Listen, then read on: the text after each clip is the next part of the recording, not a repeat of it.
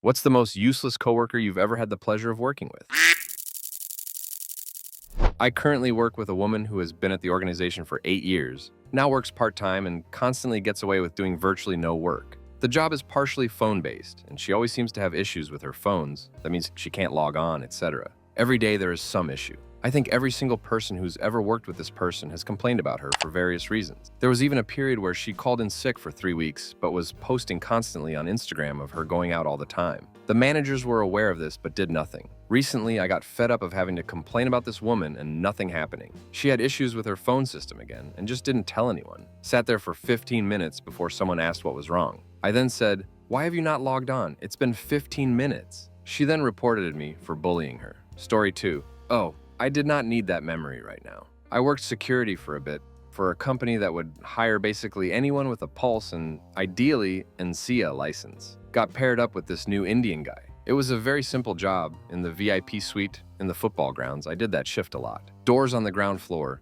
all the booths and stuff is just up a small flight of steps. All that was involved was checking that the tickets had VIP in large red letters on the top for anyone who comes in. During the actual match, it eased even easier. Just if the fire alarm started beeping, run to the booth indicated on the alarm with a radio to check if it was a false alarm. So something like a birthday cake with candles didn't result in the big alarm going off and the stadium being evacuated. Plus, direct people to toilets or bar or whatever as required. New guy arrives. I ask him if he's ever been in this building before. He says no. I suggest he goes and looks around so he knows where things are before the punters start arriving. He says okay, stands there. I point out they'll be arriving soon. He says okay, stands there. I tell him to go upstairs and look around now. He says okay, stands there. I tell him to stop messing about and just go up there now. He walks to the top of the steps, walks straight back down again. I ask him where the toilets are. He doesn't know. It took about 15 minutes before I could get him to go upstairs, walk to the end of the corridor, check the numbers on the booths, check where the bar is,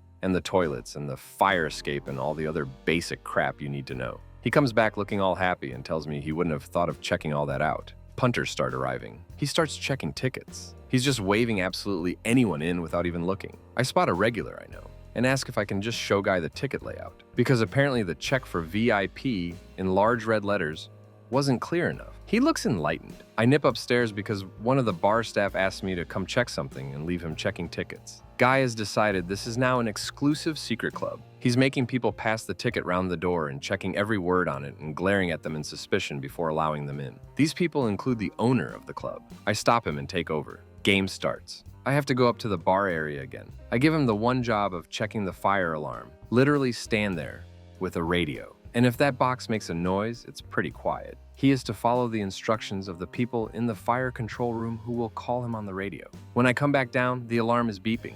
He is staring at it. The radio is screaming at him. He looks concerned. He is doing nothing. I grab the radio, leg it to the booth, concerned. There's a candle. I ask them to put it out. They do, and back down. Guy is still standing there. Says he wondered if that was what I meant by making a noise, but he wasn't sure, so he was going to wait until I got back to check. At the end of the shift, I got pressured into giving him a lift home because he'd missed the last bus. He spent the entire trip trying to persuade me to move to India and become a Christian missionary. I am not Christian, which I had already explained. He also didn't know where he lived. Story 3. She wasn't entirely useless, but one time she had needed to plug in a scanner as our hospital was going paperless, so a whole lot of patient records needed to be scanned in. She said, I couldn't find a free plug socket, so I unplugged the shredder. I thought for a second. We didn't have shredders since all our confidential waste got bagged up and went off to Iron Mountain or whoever, and said, name, did you unplug the blood fridge? She had. I suggested she should probably find something else to unplug. Story 4. The head of the department at a previous workplace was beyond useless, to the point on actively inhibiting work in the office. Where to start? It started out fairly harmless, but got progressively worse. There were times when they would line up 4 or 5 chairs and have a nap. We're talking like an hour-long nap. It was usually preceded by asking some of us in the office to keep an eye out. The first time it happened, we were too shocked to say anything. By the 4th or 5th time, it felt like we were an accessory to the act. I think we let it slide because they were having some issues. They are a single mother with a heap of health conditions that amount to a disability and knew how to manipulate things and knew their rights. After 2 years, they would have been very painful to get rid of. Then came the cronyism, hiring people they liked into juicy roles within the team. We had a head of data warehousing on a band above anywhere else who effectively wrote their own job description. It had to go to the job banding group several times before they got the banding high enough. We had another person boosted up at least 2 bands because they effectively ran the team and did a very good job of covering for the head of department. Then COVID kicked off and things just got worse. They effectively stopped doing their job. The one day they asked us in a team meeting, "Anyone got any recommendations for Netflix? I've run out of things to watch." This, I think, was the first we'd seen or heard from them in weeks. After COVID, there was a mandate that people are in the office at least 3 days a week. We would go literal weeks without seeing or hearing anything from them. It was a running joke in the team if we'd see any evidence of them. Then came the run-up to a patient administration system to an electronic patient record system. We had to migrate years' worth of reports to the new architecture. Someone clearly lit a fire under them because we started to see them for a couple of hours nearly every day. Things just got worse because we were too busy doing the daily reporting to help for COVID recovery. There wasn't any time to try to write new reports from an incomplete data warehouse without a live stream of test data. Their solution to this was all work had to be agreed by them in advance. Cue the entire department grinding to a halt. This went on for a couple of weeks and cost us our first team member, after she ended up in tears begging to be allowed to work on a piece of work. This was followed by her getting signed off for stress, and was the last time we worked with her because she quickly found another job and handed in her notice. She didn't even return to the office to hand over her laptop. She gave it to a colleague in a coffee shop next to the office. For those who care, she was much happier as soon as she left and is doing very well now. We still speak occasionally. This was followed by an exodus. Another 6 members of staff left in the next 6 months, out of a team of 11. I was desperately looking for and applying for other jobs. The migration was a disaster, though this wasn't entirely due to the head of the department. I left shortly after, and it took another year or so before they managed to get rid of the head of department. Story 5. I used to work at Domino's in small town, and we used to hire the biggest idiots going. I will admit I'm far from the best employee, but these people made me look like ducking Einstein. We'll start with Lee the Oven Man. Lee was what would happen if a council estate was a person. He was 40 years old and weighed 6 stone because he spent all his money on heroin instead of food. Oven Man is also not a job title that exists. He made it up for himself and insisted everyone else follow it. Running the oven is an incredibly easy job, usually the first job the trainees start off with, and yet he never did anything else and consistently ducked it up. A delivery driver had to pull 6 pizzas out of the oven that were touching the element and actively on fire because he'd gone for a smoke break and not told anyone. He also tried to fight the manager after he was told to get off the oven and put cheese on some pizzas. Then we had the 3 Musketeers, 3 Indian University students who got the job as delivery drivers only to keep their parents back home happy. They would consistently stand near the delivery screen while it was beeping and just stare at it without doing anything. They would just put anything in their bag, whether it was on their order or not. Or just take 1 bag of a 2-bag order, and they consistently took 45+ minutes to do a 10-minute delivery. Mohammed, the least incompetent of the 3, once drove past me the opposite way in the dark with no headlights on, the interior light on and in first gear bouncing off the rev limiter down a dual carriageway. Apparently, he couldn't drive a manual car, despite having a manual license, and chose to not change gears as he didn't know how. He eventually got the hang of it after a few weeks of the other drivers sitting in on him. Abhishek, by far the dopiest of the 3, who pretended not to speak English, so everyone would leave him alone, once got a talking to for taking an hour and a half to drive a 3-mile round trip. After which our next deliveries were going in the same direction, he took off down the road and I tried to match his speed to see how fast he was going. He was still pulling away from me when I hit 90 before deciding to slow down. We once also made the mistake of putting all 3 of them in the box room, making boxes to have them doing something useful for once. We had a rush and forgot they were in there for 3 hours. Every single horizontal surface was stacked to the ceiling with 9-more boxes. We sold maybe 5 9-more pizzas a day, but stocked roughly 1,000 of each box as a franchise-wide rule. They left no room at all for anything else, and we ended up trading all our pre-made boxes with nearby stores. Story 6. Sean the kitchen porter. Duck, he was useless and dumb. Not like stupid, he was dumb. He willfully didn't think. And ugly, really unfortunately. Ducking ugly. But he wasn't malicious. He effectively had nothing bad to say about anyone ever, and he had nothing really bad about him, except he was really dumb and ugly. But his girlfriend, who was not ugly at all, she was pretty dumb, but a ducking ray of sunshine for everyone who met her, loved him, and he doted on his kid, who at 3 was clearly the brains of the family. You could put him in a room full of clean, dry plates, and he could drop 25% and make the rest dirty before the door closed. The head chef used to sack him daily, and he meant it most days. Every morning, Sean would come in with the whole kitchen's daily cigarette order, start up the machines, and then text the head chef to ask if he still had a job and did they want him to make everyone a bacon sarnie. By the time he had grilled the bacon, That would be the last productive thing he would do each day. But that useless dumb crap of a man kept his job by making breakfast and doing the Siggy's run, so no one needed to walk 200 meters to the shops. He was by far the worst KP I've ever met. And then what did my head in the most was staying angry at him was like shouting at a golden retriever puppy. Story 7. He would say and do anything to get attention. He once told the workplace he was annoyed because he had just tested positive for gonorrhea. When he was poorly, he would type his symptoms into Google and tell people at work he had whatever condition came up. He once told the boss he was going through the menopause. When his partner left him, he faked having epilepsy in order to get his ex's attention. He was faking these seizures in the workplace, and they were the most bizarre things I've ever witnessed. This went on for weeks, and when people stopped giving him attention, you could see him looking around confused as to why no one was running over, and he would go back to work. He was a huge gossip. Rumors around the workplace were rife. When people worked out he was the gossip, they would feed him lies to see how long it would get around the workplace. He was also a huge snitch and would tell the bosses every conversation that took place. Everything was dramatized as well. If you sighed because you were frustrated, then he would tell the bosses you were kicking off. I once went on a date with someone who I later found out was an ex of his. I couldn't continue seeing this person as I couldn't trust their life choices if they went out with him. Story 8. My old sales manager was utterly useless.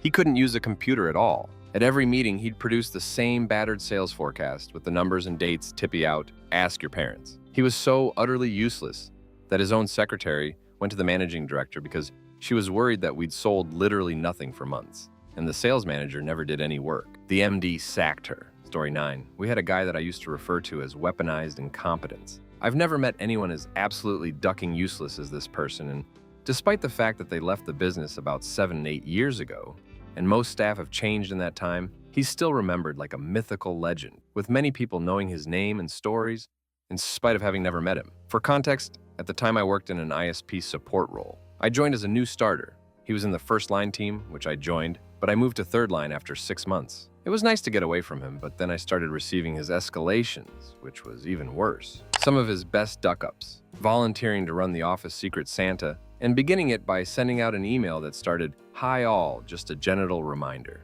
I died of laughter watching his inbox fill up with "failed to recall," and the huge open plan office slowly all looking his way. Constant kind retards on email signatures to customers, although it was pretty apt. Drove to a customer site to replace a router. We only do the ISP router. The LAN is nothing to do with us. Couldn't get to the router easily. Unplugged 24 switch cables. Replaced router. Realized he didn't write down where a single cable went that he removed. Accidentally driving to Cardiff instead of Cornwall with a replacement router. Constantly, openly, and loudly bragged in the office that he had CCNA but just brain dumped through the exam. Was selected as the sole engineer to go on some Juniper Networks training to learn as much as possible, come back and train the team. His PowerPoint started with, "Today we are going to learn about Jupiter Networks." He spent a week on a course and never clocked. It was Juniper, not Jupiter. An honorable mention probably also has to go out to a video I still have of him, from a previous job actually, but someone also worked at our company that worked there and shared it out, where he was told he had a support call from a local dog shelter. Could he please call up and ask for Alsatian? He rang up and asked to speak to Alsatian quite a few times before he realized. Maybe it was a wolf line. I often wonder where he is these days and hope he's not working for any company I ever have to interact with. Story 10. Old area manager was the reason why I think promote from within is a ball ache. She started as any other counter, within a year was a supervisor, and only with competent long-term employees. Then a year after that, a position came up in recruitment. She was the only applicant and got it. Recruitment used to get in as many new people as possible. 3 months probation if you did well, your contract extended, otherwise bye. Head office decided to change this because high turnover made the company look bad. So she'd hire anyone and everyone and try to keep them all regardless. Several months after that area manager position became available. Again, because of promote within the only applicant being her and her good staff retention, she got it straight away. Over the following year, the vast majority of the long-term staff began leaving because being paid the same wage as people who does less than a fifth of the workload as you do with no bonus incentives. Most left to a competing businesses. As the hardworking staff leave and the useless layabouts keep being paid the same, they bring in more useless layabouts. This is where they start to blame supervisors for jobs overrunning the estimated times and therefore costing the company more on wages. Work schedules should be available 2 weeks in advance, yet we'd regularly receive messages the night before changing potentially team members, location, equipment needed, transport needed, pickup time. Then, once at the job, the supervisor was expected to be in control of our staff counting, their staff checking, doing self-verifications, and count at least double any other staff member. So over the years, they've accepted less work for the minimum wage hourly pay, with no incentives of any kind, to making a job go more efficiently. To battle this, they offered NMW for 21 years old to anybody. A load of 16 to 18-year-olds apply. Realize they can make double what they could per hour in any other job, and no matter how little they do, they won't be fired, will be paid. And if you question their work ethic, the management will defend them because they're only kids. True, but then why are they being paid so well for extremely subpar work after all of that? They're shocked that staff are taking longer to finish a job and earning way more. Story 11. I am a manager of a team of technical resource. There is one resource who I have problems with, and I have managed this person for under 2 years now. Hired at senior level, wasn't my decision, I would put them at intermediate. A senior salary, but doesn't display the quality working attributes I expect to see of a senior resource. Too many mistakes, the basic/fundamental knowledge to do the work just isn't demonstrated, and not enough thought process/critical thinking. Communication is substandard. When the crunch sets in, doesn't appear to apply my feedback effectively, and doesn't seem to be aware of what happens in the organization. Some examples of things that really got my goat: wiping an upgraded database by replacing it with an older copy. We had to contact the supplier to redo the upgrade, introducing additional delay and cost. Was not aware for 2 whole weeks that the company had migrated email from one system to another, meaning emails weren't being responded to, and didn't have the sense to report this issue to it, despite months of communication from it that a migration is being planned. In other words, what have you been doing this whole time? Admitted that this job is Plan B, and that Plan A is to become a member of Parliament. I may be missing something here, but why would I develop your career if you're simply wanting to get in politics? Nothing against politicians, but I'm sure many of us don't like politicians anyway. But I'd rather invest my time and energy developing your career path relevant to your current role. And yes, I'm aware that today's MPs had previous jobs totally unrelated to their current line of work, complained that there is no job security when we had to let a few people go, for understandable reason. To me, job security is not about having great relationships, or working in a company with no history of redundancy, or working over a long period of time with loyalty expected. It's about having the initiative to upskill yourself, the confidence in your current work, the confidence that you will get another job quickly if you lose one, and having that emergency fund that your financial situation isn't affected when you are made redundant.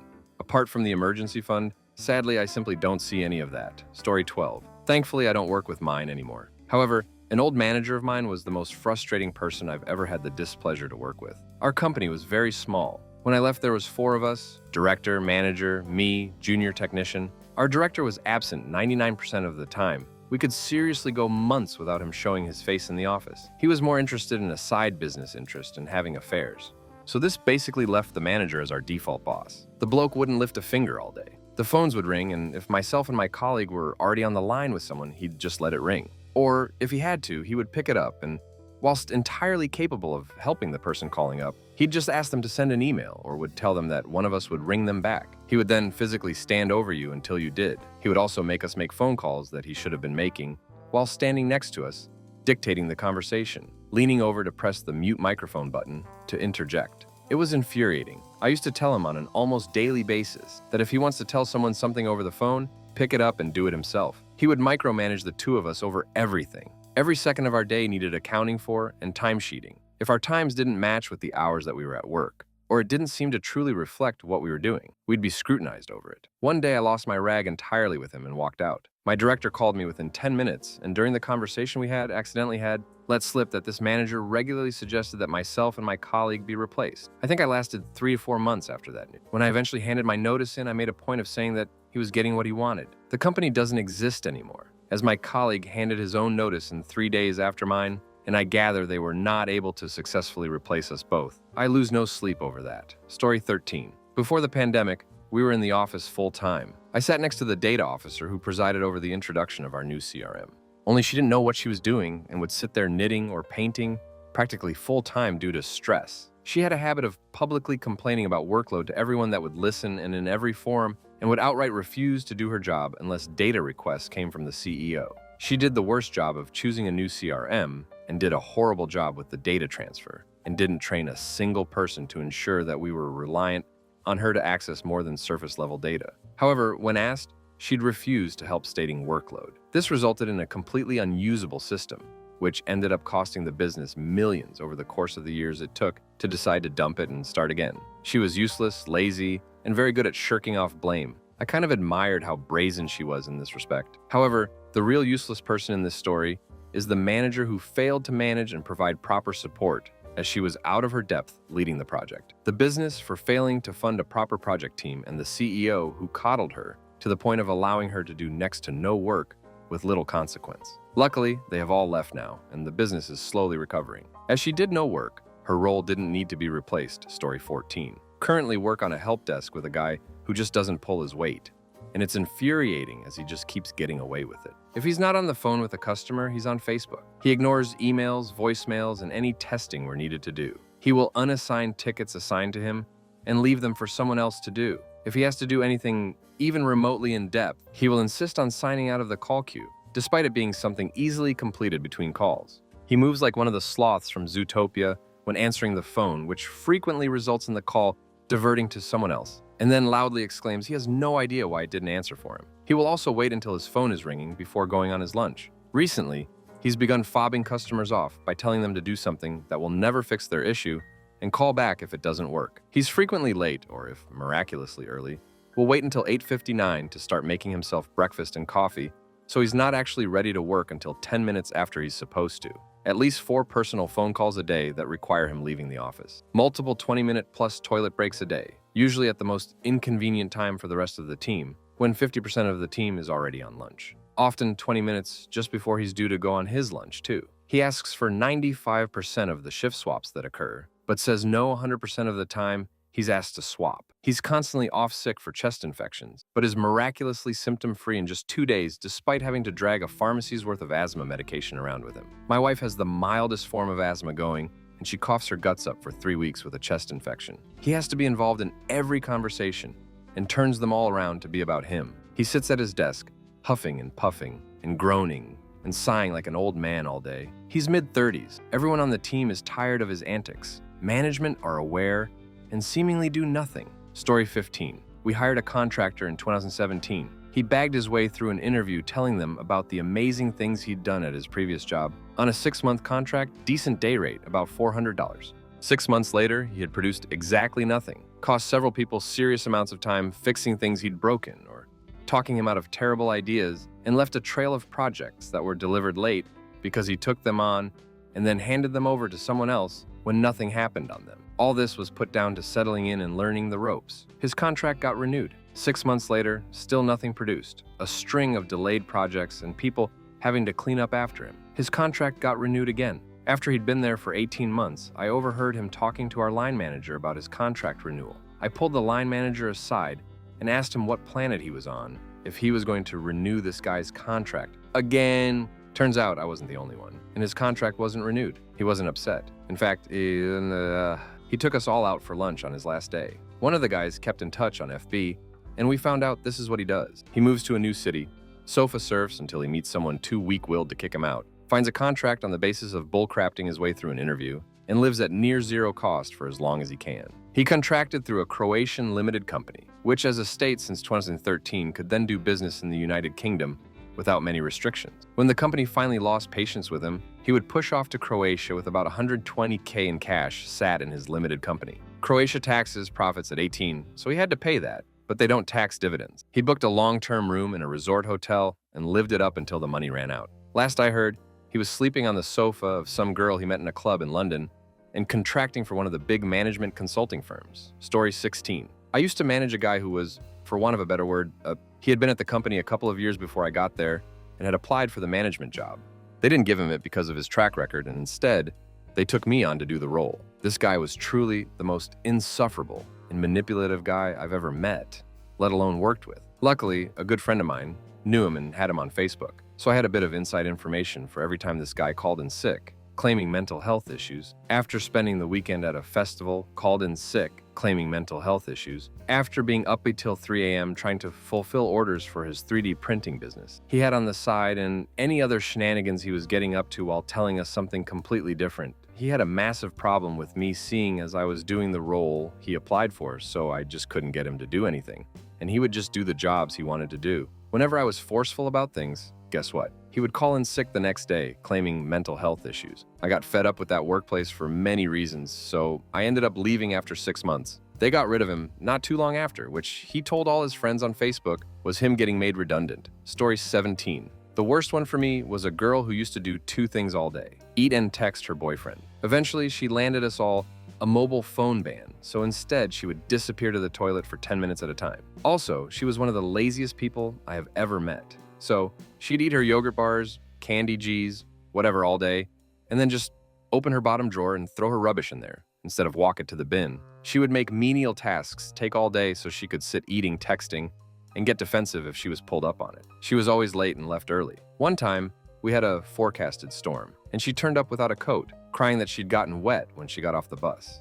Everyone was doing their best to help, but as soon as someone suggested maybe she go home and change, she was perkier already, chatting like normal, then left and didn't come back. The following day, she was horrified when they pointed out she was meant to come back, that getting wet in the rain doesn't count as a sickness, and that the day would go down as annual leave. She was also a horrible person. She would quite frequently tell me about her unreasonable tantrums, like getting the wrong type of cake for her birthday. She'd lose important documents, but if you pressed her about it, she'd say something like, "I said I don't know, all right?" She threw a tantrum at me once because I had booked off a day that she was thinking about booking, that she and her friends had bought tickets to a theme park, and that I should change it. I pointed out to her that I was having surgery done, and she still didn't talk to me for the rest of the day. Predictably, she called in sick that day. Eventually, she was asked to leave. Story 18. I worked with an apprentice in military aviation.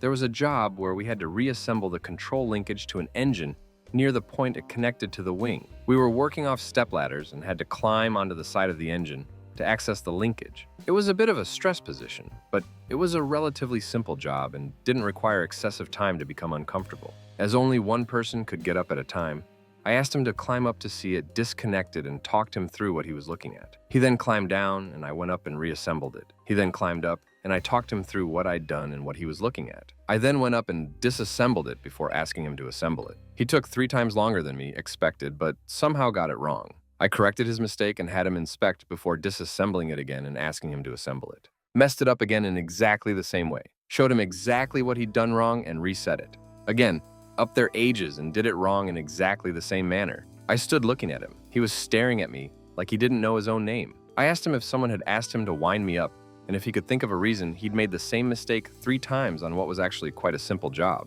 He just stared blankly at me. Ashamed to say, I lost my crap and told him to duck off inside whilst I finished the job. I was profoundly disappointed that he'd been through the same training as me, yet was utterly useless and couldn't register basic instructions. This wasn't an isolated incident either. He was not fit for the role he was in, maintaining military aircraft. Story 19. Not me, but my mom had an amazingly useless coworker. I always enjoyed her stories about him because they were baffling. This guy was hired to be a general maintenance type of guy. Don't know the proper English term. He was responsible to do really basic stuff. My mom once told the story of him having the task of putting up a notice board of some sort. This meant drilling 2 holes and mounting the thing. At the start of the morning, she informed him about this task, pointed at the notice board, walked with him to the spot where it should be mounted and how high and in what orientation. She then went on to do her job for an hour or 2. She then went back to see if the thing was installed correctly. Arriving, no notice board was hanged, neither were there any holes drilled. The guy seemed to be in a bit of a panicked state, as he had tried to drill the holes, but he couldn't properly reach the spot where he had to drill, as it was a bit too high. Faced with this impediment, he panicked and had just been frantically walking around doing nothing. My mom suggested he try to use a stepladder. After her suggestion, he seemed to calm down, told her he knew where to find a stepladder, and he would resume mounting the notice board. My mom continued her workday. After about an hour and a half, she got a call from him asking where the notice board was, which she had already pointed out to him, but he apparently forgot. He thanked her and moved on. When my mom arrived later that day, the notice board had been mounted on the wall the wrong way up. So she called him, explained the correct orientation, and he went to fix that. This whole endeavor took him the better half of the workday. It is astonishing. He also apparently frequently got lost at the job site, despite working there for multiple years. Story 20. A few years back, had a temp job cleaning a shopping center. Was asked to train a new worker after the actual supervisor decided she wanted nothing to do with him anymore. First shift, I had him shadow me. I am autistic, so have to-do lists of every task, with times and how long it takes. Really easy to follow. Gave him my lists. Second day, now he's been there 2 weeks being supervised and shown by the supervisor and had a full shift with me. I showed him the list again, gave it to him, and told him, for the next 45 minutes, we would empty the bins, tidy up spillages, etc., and make sure the center was presentable. I have to go find him after an hour, explain, we now have to start closing down, which means cleaning the public toilets, which he's spent 2 weeks doing. He says okay, then walks off and starts emptying more bins. I said, didn't you do that already? He said, yeah, but keeping on top of it. The bin was empty. I have to guide him to the toilets. Explain we have an hour to do this. He takes the gents, I do the ladies and disabled. After an hour, check on him. He's just stood in the middle of the toilets on his phone. I say we have to stop now, as it's now time to clean the floors with the floor machine, as the center is now closed. He says, okay, doesn't move. I go and start setting up the machine. I don't see him for the next 2 hours. He finally stumbles down, has forgotten the cleaning trolley, which was abandoned in the bathrooms. And when I asked why he wasn't answering his radio, he said, I heard you, but you can't hear me. I asked him to show me and test. Rather than pressing the talk button, he was opening and closing the grip the radio has to attach to your clothes. Story 21. My last boss and the financial director. I worked for a telecoms company for years. Great at the start. Slowly went downhill. Boss, owner, insisted everything was developed in-house. Salespeople want a remote working solution to sell. We could go to an established provider and sell on. Make good money. Boss prefers to develop his own service at cost of thousands, which ultimately doesn't work properly due to poor product release, and also doesn't sell, because no one has ever heard of it. Multiple products this would happen with. Finance director. So COVID hits. We are classed as essential workers, well, the whole country is going remote working. Ripe territory for a telecoms provider, right? We have 0 products to sell to our existing base to aid in mass remote working,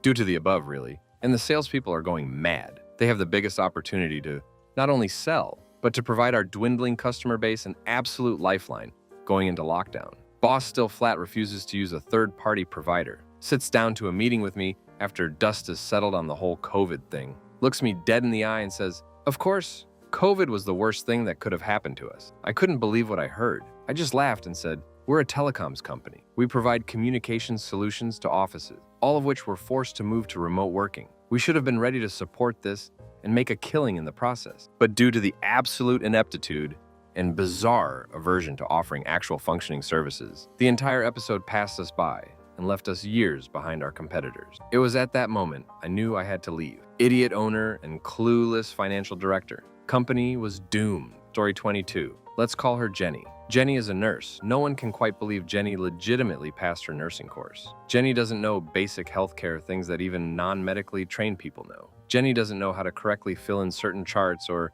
how to correctly note keep. Jenny's notes are illegible, and her English is so bad that what can be read doesn't make any sense. Jenny Googles everything because she doesn't know how to do any of it. Jenny fools a lot of her new colleagues by letting them do procedures so the new colleague can learn, and she doesn't have to do any of it. She's made multiple mistakes, some serious. Jenny is great with the patients, loves to chat, makes them feel special. This is the only thing Jenny does well. It seems Jenny has gotten through her career by being the ditzy one. So everyone says, oh, that's just Jenny. Not grasping she's actually a walking death sentence and liability. And because she's so nice, people let things slide. Thankfully, a new manager came in who saw straight through Jenny and immediately raised concerns to higher-ups that colleagues had been raising for years. Jenny obviously failed her capability assessment and resigned before she was dismissed. She's probably still out there somewhere, looking after patients. Story 23. In my first job, we had a new girl starting in our PCB front-end CAM engineering team. For background, I was the only member of the team with an engineering degree. The rest had been with the company on the shop floor and transferred into CAM engineering from learning on the job, and they were trained to use the CAM station on the job.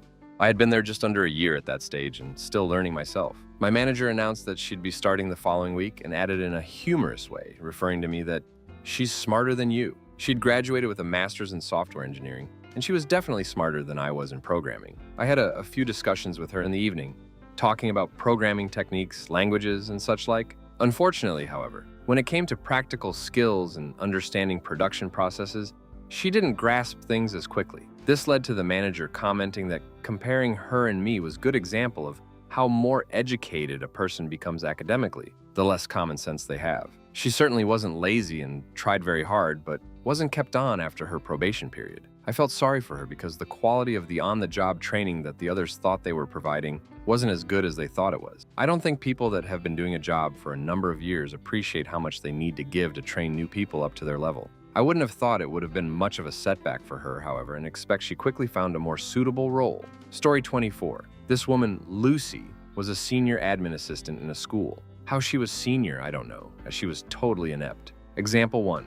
I sent her an email and asked her, please could you send a letter to Sam Jones saying that if he misses any more lessons within the next 2 weeks, he'll be removed from the course. She writes the letter, Dear Sam Jones, if he misses any more lessons within the next 2 weeks, he'll be removed from the course. Afterwards, I said, why didn't she change he to you? And she replied that I never told her to do that. Example 2. The head of year drafts a letter to send to all the parents of students who had failed a mock exam. The letter says something like, Dear Mrs. Adelaide, I am writing to inform you that your son, Charlie, failed his history mock exam. He will retake the exam within 2 weeks, and if he fails again, he will be expected to attend remedial classes. The head of year then asks Lucy to send the letter to all the parents whose children failed the mock exam. Lucy sends that exact letter to every parent concerned. So over 100 parents receive a letter telling them that Charlie has failed history. We had so many phone calls the next day, saying things like, I don't have a son called Charlie, my daughter's called Hannah, and she doesn't even do history. Story 25. Another guy we nicknamed T-Rex, as he had arms that were really slim and weak-looking but fully functional. When he walked, he leaned forward and his hands flopped around at chest height. We were in a fast-paced 8-team, juggling user problems, vendor inquiries, project work, etc. He was highly certified, had lots of examination smarts, but could literally only do one task at a time. Example would be if he was building a server. He'd sit at his desk and kick it off, then sit and watch it. He'd just stare at it until the next time he had to click something. He was incapable of kicking one piece of work off, keeping an eye on it, but then moving on to something else. Why have multiple screens if you refuse to use them? Managers called the team into a meeting to discuss why some in the team weren't pulling their weight. He sat through the whole thing, nodding and confirming how on board he was. We left the meeting and it was as if his memory of the meeting was wiped as he exited the door. He just went back to staring at his screen. He was very sheltered and socially awkward. And our team was a bit raucous, but we included him in everything and tried to bring him out of himself. He was in his 30s and his mom made his lunch for him, which, is going to get some comments. We were jealous that he had the whole of his mom's basement to himself and had a huge man cave with every piece of tech you could imagine. Maybe we were the problem. Story 26. I have so many of these. One guy wasn't actually useless, but lazy. He used to lie constantly, usually new excuses for being late for a shift. We lost count of how many times his mom died. The best one was when he emailed to say he'd be late. He claimed to have had a car accident caused by having a stroke while driving to work. He even went so far as to get his wife to take a picture of him in a neck brace while he was sitting in his car with no medical staff in sight. He didn't realize that claiming to have a stroke on the way to work was something for HR to get involved with, and they really did. Everyone knew he was bullcrafting, but they made him go to specialists and tons of tests and long-term sick, etc. At first, he was happy as it got him out of work, but soon he was pissed as HR demanded the write-ups from each specialist visit. He got busted writing his own at first, so had to get tons of tests, CTS, the lot. He thought the negative results would get him out of the scrutiny,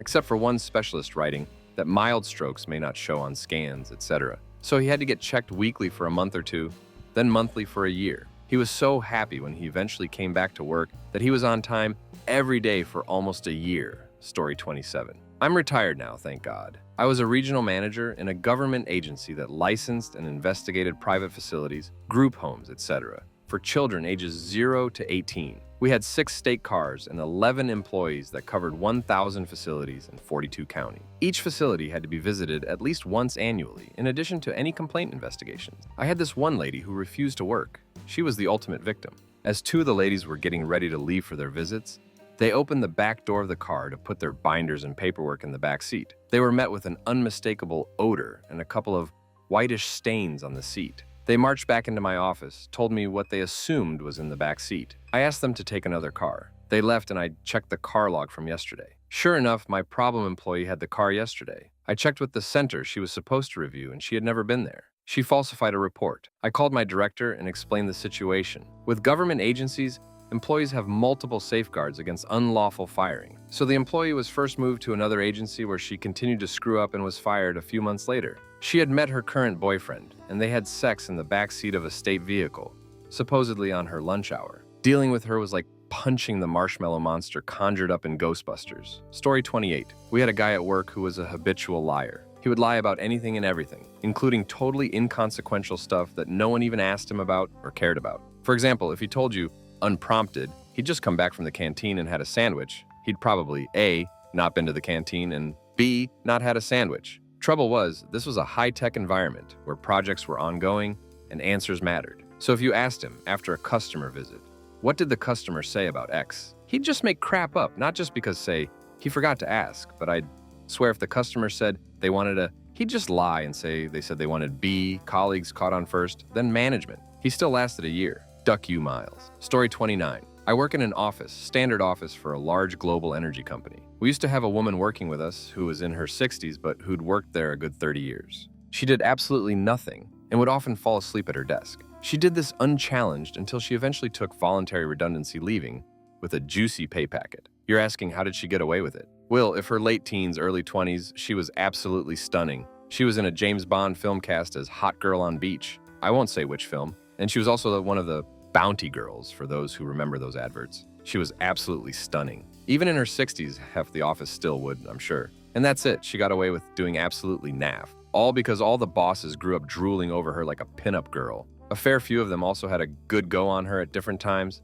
She was also a good laugh and decent woman. Story 30. When I was younger, I was lazy, bad at any job I did, and not very good with people. I had a wake-up call in my mid-20s. I'm still lazy, but I at least get crap done now and am a more functional human being. The worst coworker I've ever had was overconfident to the point of parody. He constantly ducked up, but always had an excuse or reason why it wasn't his fault. He used to argue with everyone about everything, including our boss on the subject. She has 30 years experience and a PhD in. One of our KPIs was draft reports out to client on time. His first 8 were late. I hadn't had 8 late reports in the 10 years I'd worked in the team at that point. She eventually got rid of him by initially palming him off on another department, then he left the company. But not before I had a meltdown that he helped induce because I had to pick up all the work he left in chaos on top of everything I was doing. Years later, I'm the team lead now, and he tried to apply for a job opening in the team again. The absolute lack of self-awareness on the wee tit. I've never hit nope on an application harder. Story 31. Recently discovered that a lot of Nigerians seem to sleep at work, and I'm not sure what that's about. I was telling my wife that a new lad in our office who is Nigerian, working in the civil service, told our regional head that he needed a nap and that he was going to get his head down on the desk. The boss was a bit flabbergasted and surprised by this, but the guy went and did it anyway. The boss made the lad's manager wake him up, and it was really something. I was telling my wife about it, and she said that in her job, Send Education, they get lots of tays from Nigeria, who also just randomly fall asleep in the classroom. I'm not sure if this answers the question, but I am fascinated by it and curious to know why this phenomenon occurs. Story 32. Another sales manager. See previous post. This one seemed fairly effective, but was deeply unpleasant. She was morbidly obese and on warm days would sit with one foot up on the desk, lift up her skirt, and use a cardboard folder as a fan to cool her nether region. We later found out that she was also running her own business and had used company funds to rent cars for her other company's salesmen. Looking back on it, it was a strange company. The original owner was under US sanctions for involvement in the Iraq supergun affair, and I saw a memo from the FBI accusing him of attempting to supply Saddam Hussein with components useful in building an atomic bomb. The next owner was a wealthy Sudanese businessman who owned the Al-Shifa Pharmaceuticals factory in Khartoum that was destroyed in a cruise missile strike ordered by Bill Clinton. At the time, we were providing security equipment to the United Kingdom Houses of Parliament, among others. Questions were raised in the Common. Eventually, the company went bust because the Chinese copied our product and started selling it for half the price it cost us to make. Story 33. Malcolm from the early 90s comes to mind. I was fresh out of college and got a job on the council tax team as a temp in 1992. Malcolm, in his late 20s, also did. Half the job was data input. The other half was answering the phones. Malcolm was mortally afraid of talking to anyone on the phone. When his turn on the rota came around, he would hide in the toilets for 3 hours. Management would be banging on the cubicle door whilst he claimed he had stomach cramps. He would not leave the toilet. When his 3 hours were up, he would make a miraculous recovery. Malcolm's temp position was not extended to a permanent one. A few years later, I was developing Windows application. Pete came along and he also had a phobia about answering the phone. We were a very client-led company, so talking to clients on the phone was a big part of the job. Pete would refuse to even pick up a phone, never mind answer it. He didn't get beyond his probationary period. The fact he couldn't program his way out of a wet paper bag didn't help either. 20-odd years later, I sometimes wonder what became of these guys. Story 34. worked for a rental company at the time. I performed an interview with my area manager, and I was adamant I didn't employ him as he wasn't all there. But he had a valid driving license and experience of driving for work, and we were desperate, so I was overruled. We had a large garage where we drove the vehicles in to clean them before renting to customers. Incident 1. Said driver decided to hoover the vehicle outside as it was a nice day. Fair enough. He, however, then left the doors open and drove into the garage to clean the remainder of the vehicle, smashing the open door into the framework of the garage. He was written up. Incident 2. High-top vans were the exception for cleaning in the garage as they were too tall. Again, he's hoovering the vehicle outside. And you can see where this is going. Drives the vehicle into the garage, severely damaging the front roof of the van and causing significant damage to our garage.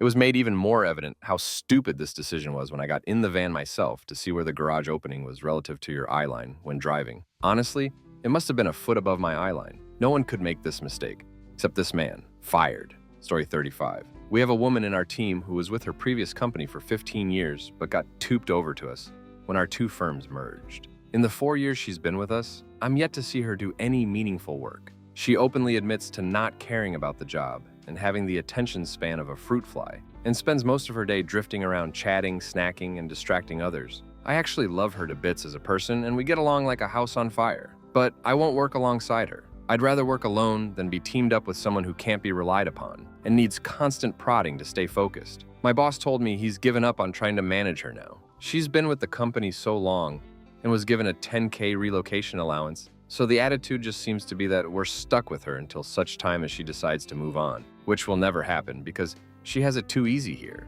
and any other firm would actually expect her to do some work. Even she acknowledges this and has told me if boss decided to move on and we got a new manager who wanted to make a name for themselves, I'm ducked. Story 36. When I was doing care, we had this new starter, had his people moving training, and the first shift on the senior carer came to me and another carer and said, "Can one of you help me?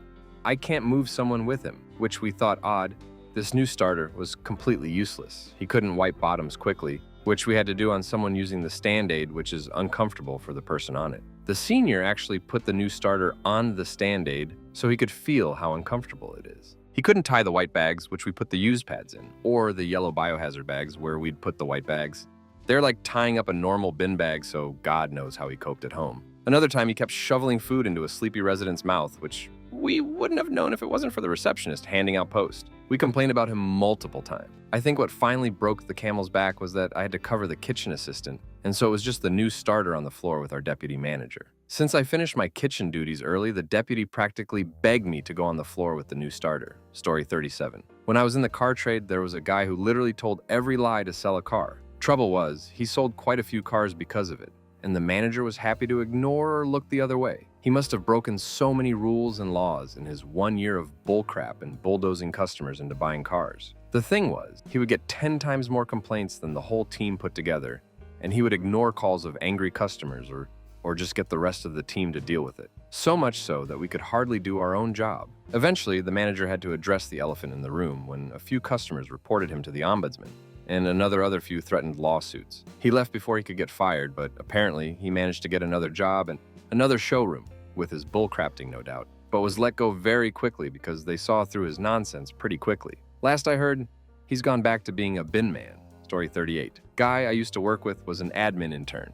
His job was the usual answer, the door when people come in, make visitors drinks, make sure stationery is stocked, that kind of thing. Now I really liked him, but unless you asked him something very specific, it wouldn't be done. For example, if there was a meeting in the boardroom and you asked him to clear the mugs, that's all he would do. He would leave anything that wasn't a mug. If you asked him to check the paper in the printer, he would. But if a tray was empty, he wouldn't top the paper up. You had to be so clear and precise as it wouldn't register to him to do anything else. In my eyes, it was his first job, and he didn't give a crap.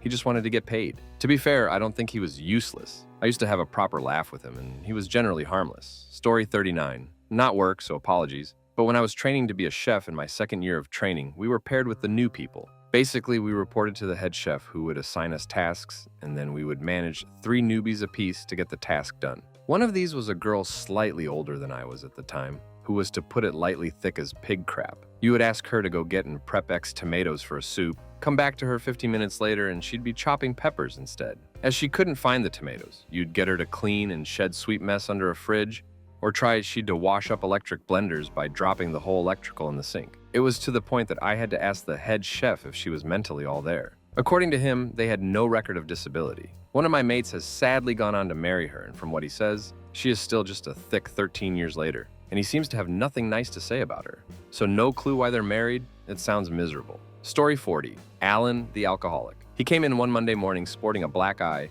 which he claimed had happened falling out of bed. He stank to high heaven to the point where the line manager had to speak to him about it. It didn't really get any better. The next Monday was a bust lip, which had happened tripping over my front step. Definitely not fight-related at all. He once went missing from work for 3 weeks, without communicating with anyone. It was a small company, so they presumed he had left and changed the locks as everyone had a set of keys. The next Monday, he came strolling into work, sat at his desk, and carried on like nothing had happened. He claimed he had gone on holiday to Dartmoor. His car had broken down and he was out of signal range. Had ended up staying at a friendly farmer's place, who didn't have a phone, until the car was fixed. At the Christmas do, he turned up with some women he had just met, both high. It got to the point we were going to offer him $5,000 as a redundancy package to duck off, but luckily, he had taken a job offer elsewhere, and he was someone else's problem. Story 41. Honestly, had one casual worker who just went to sleep in the manager's office a couple times, for a couple hours at a time. I've had another who'd regularly decide they were tired or couldn't be bothered and went home, leaving me to cover their role. But at least they'd apologies. Had an apprentice colleague, not really a job worth doing an apprenticeship for though, who basically never seemed to be on shift or would come in, go outside to do something, and then you'd not see him again all shift. Sometimes he'd just tell the manager on the day that he wanted to swap shifts to pick his sister up from school, or when asked to clean some showers, just got a bucket of water and threw the water at the wall, which made one of my elder colleagues go ballistic at him, haha. Once after I'd already left that job, I saw him on the street walking to his 6:30 a.m. shift, but it was already 8:30 a.m., and he told me he was going in to tell them he was too ill. Messaged me later telling me he got fired when he got there. Likeable enough guy on a personal level, and his dad had died a few years earlier. Hopefully, he's doing good. Story 42. I worked with a salesperson in SaaS who was obviously supposed to be good at talking to people and getting them onboarded with the product. When she was putting together a presentation for a customer, I had to talk her through it and tell her what to put in there. It looked an absolute mess, and I thought it was a work in progress, but apparently that was the final presentation. I had to fix a lot. Then, during the sales call with the prospect, she awkwardly said hello and then sat in silence until some other people joined. Zero charm or charisma. I tried to build a bit of a rapport because the silence was deafening. Then, when it came to putting together a quote, she asked me about pricing. I've never dealt with pricing, and she had an entire team she could ask. She closed one deal in 18 months and got made redundant. She was hired to be more senior than someone else who was on the team, who had much better numbers and was actually capable of doing the basics of the job. I don't understand how she lasted that long or how she got hired. The woman had a channel bag too. After redundancy, she immediately found another role. Story 43. Oh, do I have one? Been at the company as long as I have,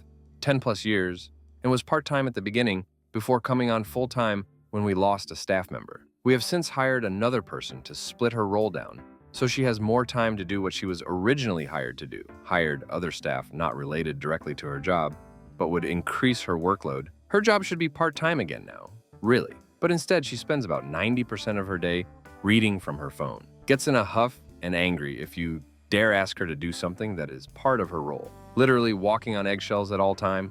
Even talks back and is rude to the MD, who feels like he can't say anything to her, as her mom is currently terminal with cancer. But her attitude and lack of work ethic has been declining for several years now, long before her mom was ill. She has zero self-awareness and will be rude and swear-shout in front of customers who might come in. We'd all love to see the back of her, as there is no chance she can change her ways. Story 44. For holiday relief, my cousin was sent a 19 and 20-year-old to help him on a mains gas job. He could not believe he had to teach a guy how to dig a hole. When working on the main, he would ask for tools and fixing. The guys would be away for 20 minutes. He asked him if he could photograph the tools in the van, and could he write on a printout what was what? He could not let these guys near a gas main, as they would chop an electric service, or worse. Then one day, one came to work after the weekend and stayed in the cabin, as he was too tired and didn't feel like working. He got the supervisor, then put them straight. These were not basic trained operatives, too dangerous to be on site, never mind causing him twice the work and stress. He found out that, to the company,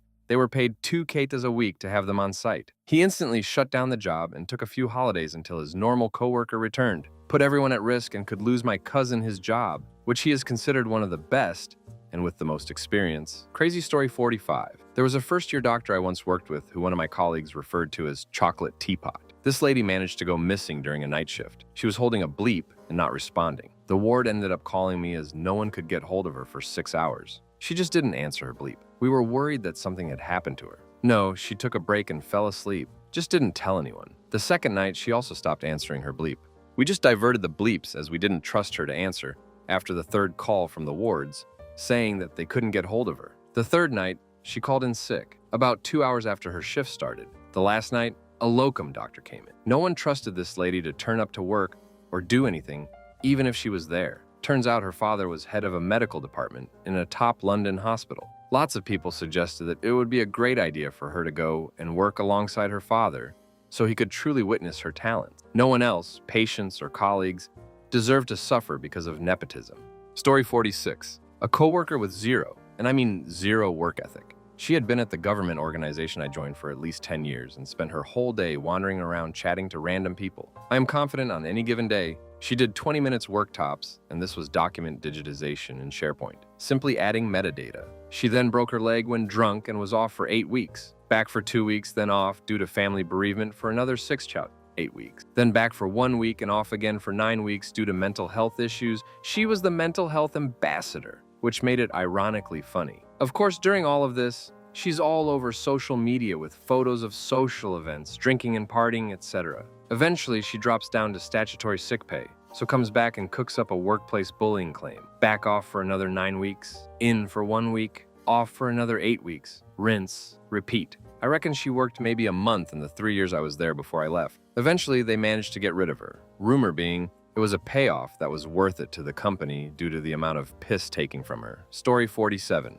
I work with a guy who is a lovely man, but tends to go to people opening with, "Can you do me a favor?" And it always ends up as people helping him to do his job or doing it for him. Story 48. I am currently working with him. There's no urgency on him at all, like a machine could have been down for 5 minutes, and we'd be lucky for him to notice. It then seems to take him twice as long to get it running again. You can't work out our factory work bins. Don't get emptied if they don't get moved to where the warehouse will empty them. The other day, we stopped a machine he was working on because it was really messy. There were other reasons. We figured it'll give him time to catch up.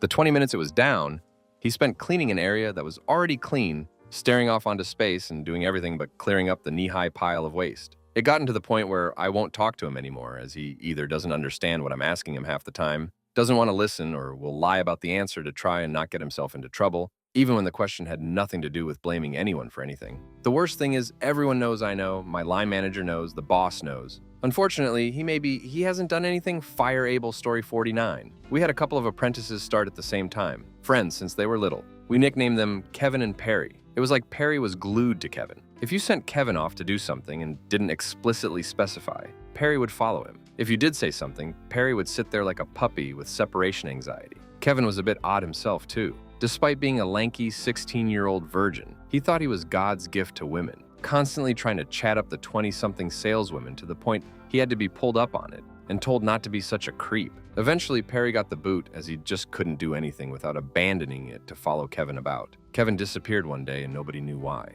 We phoned his mom, who told us he was fine, but wouldn't be coming back and didn't elaborate further. Found out about a year later, he'd managed to get himself a girlfriend, who he almost instantly knocked up. Story 50. There's a guy at my workplace who is a good friend of mine, but he's bloody useless, but he does know it, and shows humility.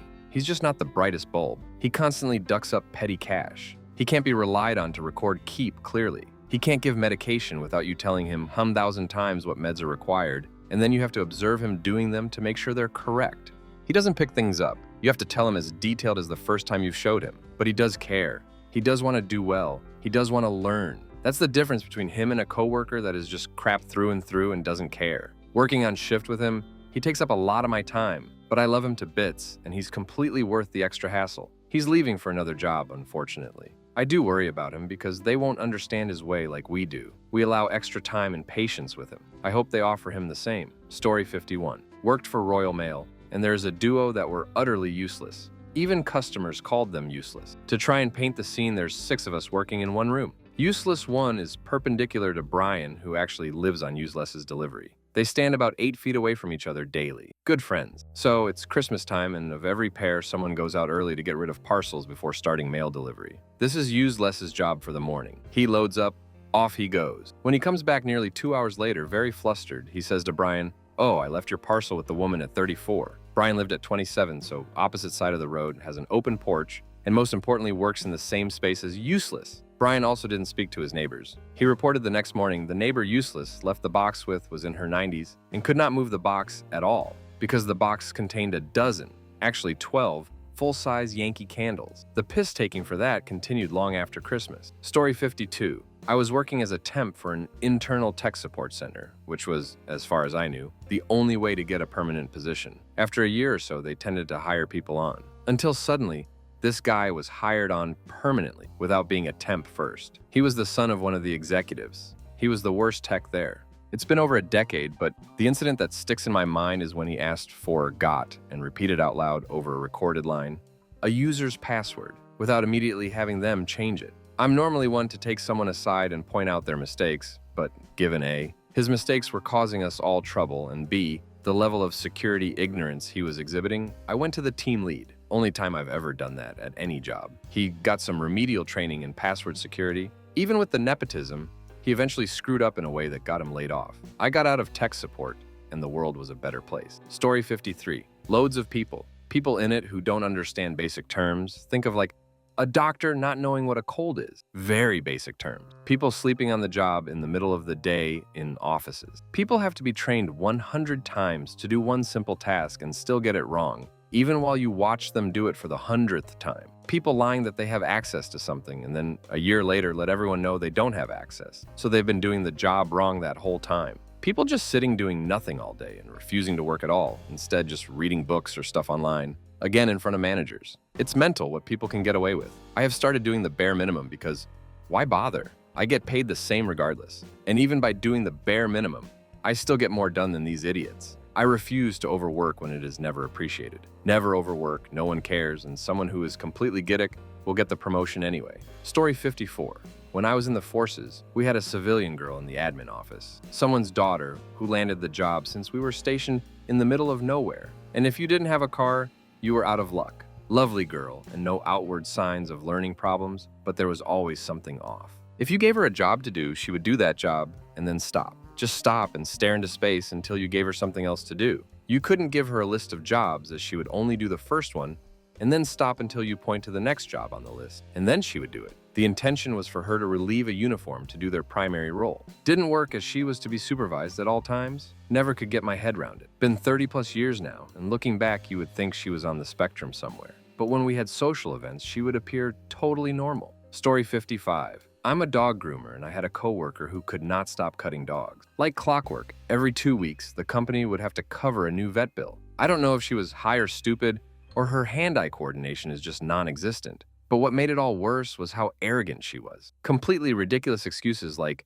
the kennel gave the dog razor burn, even though she is on camera, clearly ignoring safety procedures. Did whatever she wanted because she thought she was better than everyone. Even though she has 6 months experience, she would argue with my boss, who has been in the game for 17 years. She's the only person I've ever had a problem with in the pet care industry. She eventually got fired for trying to pin the blame on her only friend for cutting a dog. Again, we're always on camera, but apparently cameras lie and it never even happened. Most delusional person I've had the misfortune of meeting. Story 56. Not just a coworker, but the whole executive management layer of the software company I work for. Literally the CEO, sales director, marketing director, custom success director, and product director. I've never known such a concentrated group of egotistic, overpaid idiots in my life. They didn't know our products and wasted so much money on hiring pointless middle managers and third-party services in the hope something would gain traction. Literally wasted hundreds of thousands of what I assume was investors' money. The company has just been purchased by a new owner, bought for $1,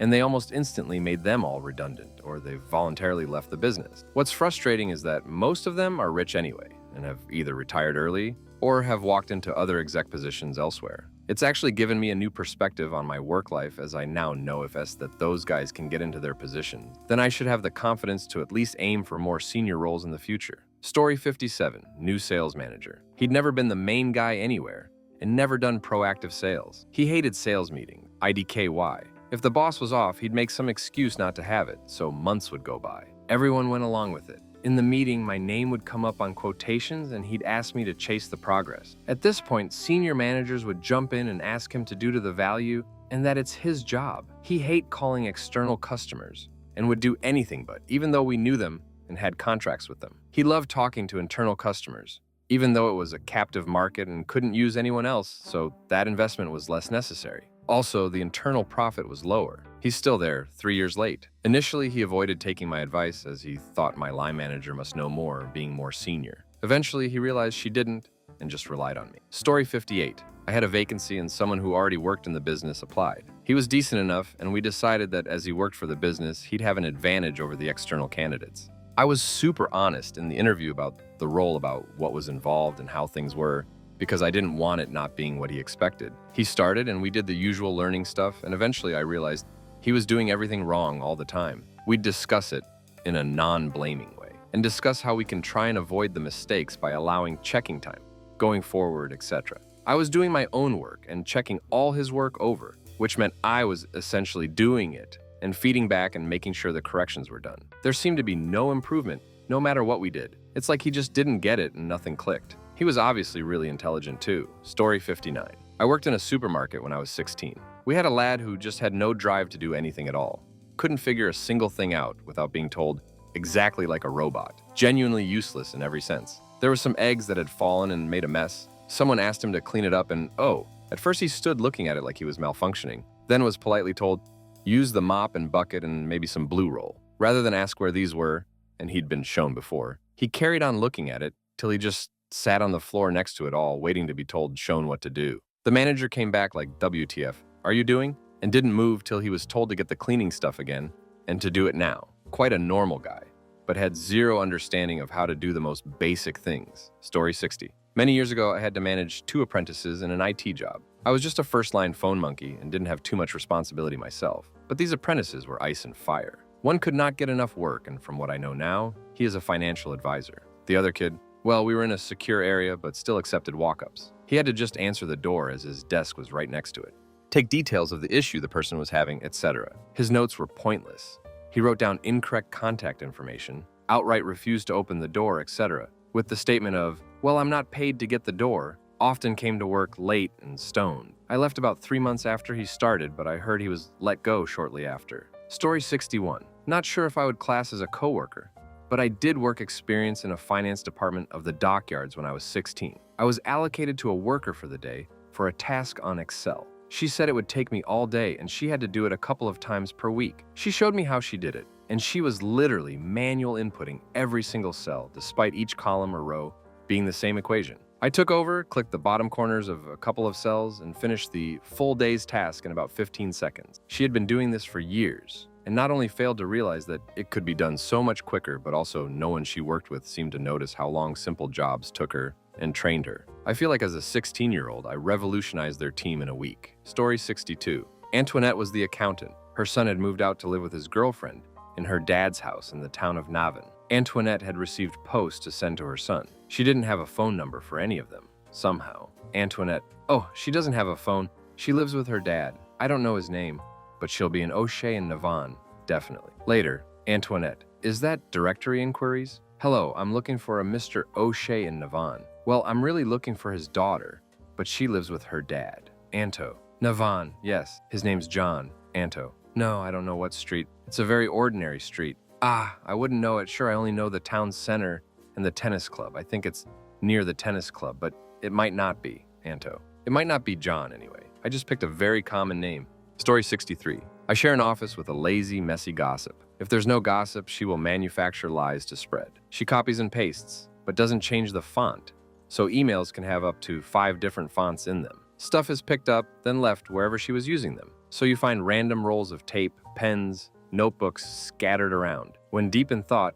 she sticks her index and middle fingers up her nostrils and becomes a loud mouth breather. Her desk is littered with rubbish. There's more food on her keyboard than in the staff fridges. She once spent an hour with a piece of pasta stuck to her face. She likes to think up brilliant ideas and volunteer other people to accomplish them, then try and take credit. She cuts corners, And my secret nickname for her is That'll Do, because it's her approach to every half-arced job she does. Story 64. There were two in my last place. They were the two laziest people I've ever met. I worked in a warehouse for a factory. Person A would always be talking on her phone to her partner, scrapping skin off her feet on the table, and taking things out of the retail box and putting the part retail box back into stock. So the person who made it would get the blame if a customer complained. I also caught her putting retails back into stock that had damaged items or the wrong item in them. I reported it to QA, who decided to start bullying me. Person B was supposed to be working with me, but would stand around for hours, not doing anything, and would run to the supervisor when I would kick off and say I couldn't take on any more jobs. This place made medical stuff, which was frightening. Story 65. Working in a cafe, and he kept having the bright idea of deep cleaning stuff. He did not, however, have any training or instructions on how to clean the equipment. In the time we were working together, he broke the dishwasher for nearly 3 weeks, ice machine for over a month. The coffee machine was found to be leaking dirty water down the back of the counter where we couldn't reach to clean because he had disconnected a pipe, and he somehow managed to flood the cafe while cleaning out a cupboard under the sink and disconnected the pressured water pipe. He also had a habit of standing around and talking to people he knew, and then tried to claim it was good customer service to talk to the customers. Yes, it is, but not for half an hour when you were supposed to be mopping the floor. Story 66. In a job where we had to delve into the customer's needs and make sure they're getting the right items, this bloke had zero interest in the job, knew nothing, would just give customers what they asked for, even if it was the wrong item, and would dodge any issues. Then blame someone else when questioned about it later. This meant when the unhappy customer came back with an issue, he wouldn't be able to sort it and would often dodge the customer altogether. So other staff would be sorting his issue whilst he's then serving the next customer. To higher-ups, he looked good on paper due to having high sales stats compared to the rest of us, but that's because we spent lots of our time fixing his mess. My happiness in the job dropped and I ended up leaving. Story 67. I once had a teaching assistant that couldn't fetch things from the printer, not print or copy stuff at the printer. Literally just pick up something that had already been printed. I would print 30 copies and she'd come back with 27 or say she couldn't find it if someone had just moved it to the table next to the out tray. It wasn't that often this happened, but occasionally I'd want something extra midway through a lesson or have forgotten something. After about 2 months of her barely ever getting even the most basic stuff right, I just gave up and started asking children to do it instead. I think me relying more on the smart 7-year-olds than I could on her is why she left in the end. I felt bad for her, but she just couldn't do anything the job entailed. Story 68. I worked at a big agency in London for a few years in my early 20s, and honestly the most useless people were the ones higher up. The head of commercial was this pinlock who used too much gel in his hair and insisted on saying something at every meeting but never actually had anything to say. So he'd just ramble about nothing for 10 minutes and we'd all just nod and then get back to what the meeting was actually about. He'd talk down to everyone, but the only work he ever actually did was send emails and jump on calls without adding any actual value to any of it. He was on 6 figures. Story 69. I made the basic mistake of recommending my friend for a job in our office. She was useless, couldn't file, ask her do a 5-minute task, she'd be at an hour later. I gave her a pile of 100 tickets to redact. She was given a Sharpie, and all she had to do was quickly swipe half a sentence on the ticket. Swipe, swipe, swiping quickly with the pen. This is how she did it. She took the lid off the pen, swiped the sentence, put the lid back on the pen, took the next ticket, took the lid off the pen, swiped the ticket, put the lid back on the pen. So I said to her, "You don't need to keep taking the lid off," and I demonstrated how quickly just to swipe. She applied loads of time to easy tasks. Story 70. When I was a student, I worked in a DIY shop part-time. One of the other part-timers was the laziest ducker I've ever met. He did as little as possible. The only thing he seemed to do with any dedication was use his staff discount for friends and family. He was eventually stripped of his discount after the 3rd kitchen and 2nd bathroom he bought. He was also a full-time NHS administrator. He openly bragged about how little he did in that job. Apparently, he could get his work done by 11 a.m., and he'd just sit there for the rest of the day doing nothing. Sounded incredibly boring to me, but he insisted he'd just look out the window most of the day. This was before the internet was widely available, so I doubt he was even surfing the web. Story 71. I used to work in a care home with a man who refused to do pretty much any care. He wouldn't take people to the toilet, wouldn't wash or bathe anyone, wouldn't help anyone to dress, undress. He spent about 5 years just feeding people and making tea. I believe he got away with it because his mom was the next one below the CEO, and she was always below the CEO, if you get what I mean. Story 72. When I was working with builders, this client wanted the exterior of the flats to be painted pink. We got scaffolders to put scaffold up,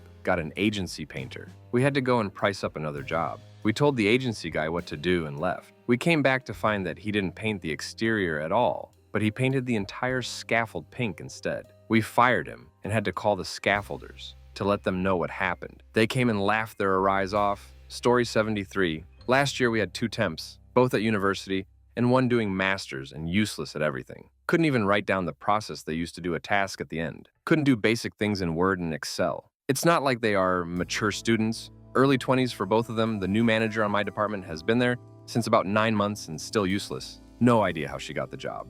Use PowerPoint to manage list of problems when Excel, Trello, or Miro would have been much better, as she didn't know how to use these apps and websites. Despite all of them was must-have was on the job description. She just uses Copilot for everything. You can't use AI for acceptance criteria without knowing the main issues of bug, or issue, or even new feature. Story 74. I worked with a postdoc that got himself fired. That must be some record. In the particular setting that I was working, getting fired as a postdoc is very, very hard. The guy must have unlocked some STEAM achievement or something with that. He literally did 0 work in 8+ months. None of his tasks were unreasonable, and his PhD was literally in the academic area that we were working, so there wasn't much of a learning curve or whatever. I initially thought it was maybe some mental health issue, but the guy on his last day complained that he had quit instead of going over the humiliating process of bad performance review and improvement plan. Work was very chill. Work from home 9 a.m. to 5 p.m. with one weekly meeting to report progress. Guy was married and with children. Story 75. Female coworker who expected the whole office to work and live around her kids. She had to have Christmas, etc. off. We needed to know about school plays, dentist appointments, you name it. In her mind, anything to do with her spawn was also our issue. Story 76. I worked with a kid who kept pouring teapots into the bin, despite how many times I told him to pour the tea down the sink first. Told the boss, the kid was his girlfriend's kid, and he told me to piss off. As expected, a few hours later, he was changing the bin and it exploded all over the floor. My boss told me to clean it up. In short order, I told him to piss off and I tried to warn him. The boss did his own floor mopping, clearly acknowledging his mistake, so fair enough. Even as the boss's girlfriend's kid, he wasn't around for long. Story 77. My old boss, male head teacher. Useless, just there for the power trip and pension. He started getting nasty when he started getting his old colleagues' management jobs. Caused 7 female staff to leave, and I haven't been back to teaching since. Soul destroyer. And he was a head, so 78. Worked with a kid called Liam. He was about 27, employed as an admin apprentice. He spent most of his day watching reruns of F1 races from years ago on his mobile, or scribbling on post-it notes. These turned out to be notes for a novel he was writing. He'd fall asleep with snoring at least once a day. Also, whenever he went for a crap, which was at least twice a day, there would be crap smeared all over the seat. This was despite me having printed out a sign for the inside of the toilet door, reminding him to check whether the seat was clean. There were also daily emails to all males on our floor, all 4 of us, pointing out that the mess was still happening. Oh, and he stank. Story 79. I used to work with someone, and she had some strange habits. One habit which sticks with me is she would stand there and stare at you with a massive grin on her face, rubbing her tummy. So you'd ask, "You okay? Do you need a hand with anything?" And she'd go, whilst maintaining eye contact and rubbing her tummy. I think about it now and I laugh. But did it freak me out the same colleague, when she did speak, would be so work shy? You'd ask her to do something and she'd stand and argue for 10 mins on why she couldn't do the task. And I would quite often find myself saying, "In this whole time it's taken you to argue with me, you could have done it." Story 80. There was someone who worked with us for a short time, but then transferred to another store, who for some reason they just didn't talk. They seemed to do everything they possibly could to avoid actually serving customers on the till, like just spending time facing up or answering the phones, and just didn't seem to talk in general.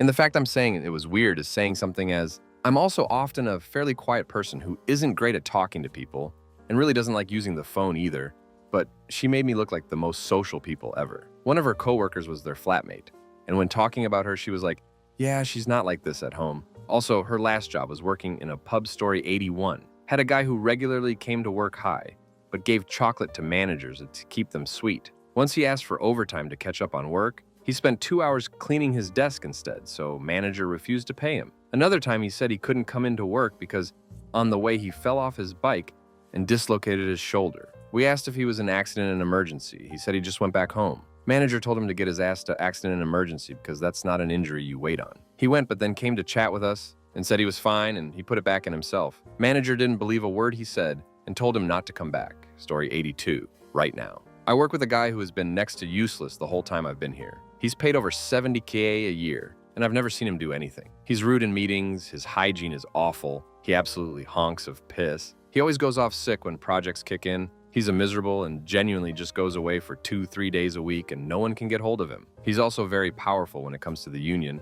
so he's basically untouchable. I don't know one person here who rates him at all on any level. He's an embarrassment, and if he was a better man, he'd just quit. Instead, he's just riding the wave all the way to retirement. What's the dumbest thing a coworker has ever done? I had a coworker, brand new to serving. He would refill wine and mimosas for free like it was soda.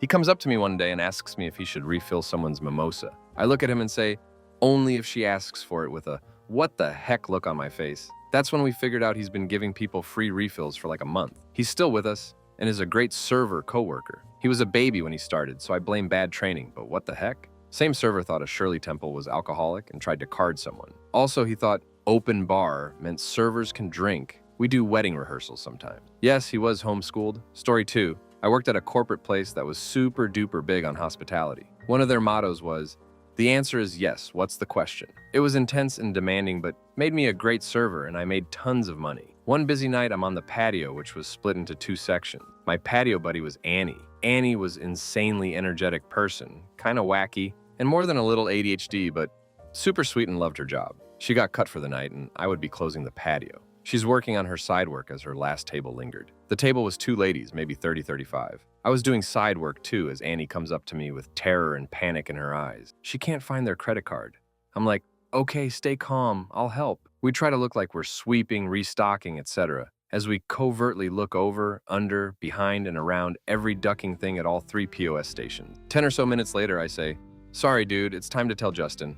Manager on shift, I knew he'd want to handle this if we really lost it. Justin takes it like a champ and also starts looking while trying not to be obvious. Annie avoids the patio so the ladies don't flag her down, and they seem to be getting a little impatient, ready to call it a night. I go back inside to see if they've found it and see Justin up to his elbows in our compost trash can back at the dish pit. Yes, we composted. The man is digging through food trash. That's his devotion to great hospitality. What a guy. Finally, Annie decides she has to face the music. I head out with her, totally not going to miss this, and start stocking sugar packets at our shelf as she kneels down at their table and humbly says, ladies, I'm so sorry and we're still looking, but I can't find your credit card. They both just blink at her and say, oh, you haven't even given us the check yet. She'd never even had their card. Amazing. Poor Justin. Story 3. Oh, I could probably do this all day. I'm a manager. I still think this may have been on purpose because the person was horrible, but also dumb, so it's up in the air. He sent out a whole tray, like at least 6 a bottled beer with frosted pint glasses flipped on top of them. The poor baby server picked it up, trusting it was fine, double dumb on this one, and they all smashed onto the ground immediately. Had a sister location where the manager got scammed and took all the cash in the building, drawer, tips, safe, petty cash, and took it to the grocery store, put it on gift cards, and read the codes to the scammer who claimed to be calling from corporate. Had many dishwashers try and throw away dirty dishes and silver, and cooks try and throw away tickets to avoid making the food. Like the former is, unfortunately, common sometimes, but the latter is goofy as hell. Had a shift leader, same dude who did the beer bottle thing, of course. Put a bunch of unpolished and unrolled silver on the floor of my office to hide it so everyone could leave early one night when I opened the next day, and proceeded to mock me to others when I sent a pic to him asking WTF. Had a dishwasher freak when the overhang sprayer broke. He screamed my name repeatedly while he got covered in water, trying to put his hands over the geyser, until I ran into the kitchen and turned off the valves. He had no clue where they were. Had a guy take out the trash in the dining room at the end of the night, then toss his opened condom wrapper into it. Just a single condom wrapper in there when I got in the next morning. And I'll wrap it up now, but last thing, I had a horrible boss, owner, who demanded we cut bar napkins into halves, or sometimes fourths, because they are expensive, meaning they were paying me their hourly GM and the Expo double-digit hourly to painstakingly cut these dumb ducking napkins, which took forever, because you can only do so many at a time. So Expo would often have to clock in earlier to get this task done, or he and I would be neglecting actual work to do. This meaning we likely ended up staying longer in general because of it. Story 4. This one was so bizarre, people hardly believe me. I was first server on that day, and the patio wasn't set up for the day because it had been raining. The sun is coming out, and the owner's on my ass to get the patio cushions outside. 2 more servers come in, and I ask one to take the new table that had walked in, and and I ask the other to grab the patio cushions I had abandoned at table 60 and take them the rest of the way outside. I run off to refill some drinks. When I return, I see that the cushions are still at table 60 and the server I'd asked to move them is at one of my tables and she's holding their glasses and bottle of wine. My table is bewildered, as am I. I place their things back on the table, apologize, and pull her aside to the server station. I ask her what the hell she was doing and why the cushions were still where I'd left them. She pauses, shakes her head, and goes, "Oh, you said the cushions. I thought you told me to move the Christians. To this day, I will never understand why she would think that's what I said, or how she determined that this specific couple in my section were Christians." Story 5. Worked with a girl. Super sweet, but dumb as a bag of hammers. Like, how did she live to be in her 40s dumb? One day, she comes in having just been prescribed Medics. She was an anxious lady, shouldn't have been a problem. But she also popped a double dose of her usual prescription of Medics, because she didn't want to get tired. Then, when she felt a little wired, she took another substances, showed up to work, and tried to answer her notebook when the phone rang. She told us what happened. They send her home and explicitly say, "Don't drive. We've called you an Uber. Stay here and wait." So she walks off and gets in her car to drive home, falls asleep and drive, thankfully with her foot on the brake, in the intersection directly in front of the restaurant. Some people see her, call an ambulance, then walk in and get seated in my section where they apologize for being late and tell me about the crazy thing that just happened to them. And I had to be like, "No way.